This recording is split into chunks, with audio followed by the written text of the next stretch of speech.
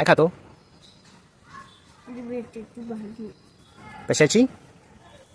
मेथीची भाजी. ही मेथी आहे. हो.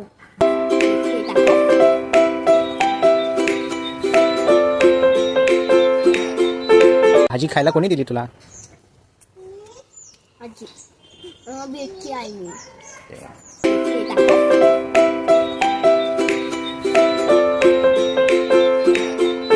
मेथीची भाजी खाल्ल्यावर काय होणार? ताकद. कशी येणार? कुठे येणार ताकद? पावर. पावर.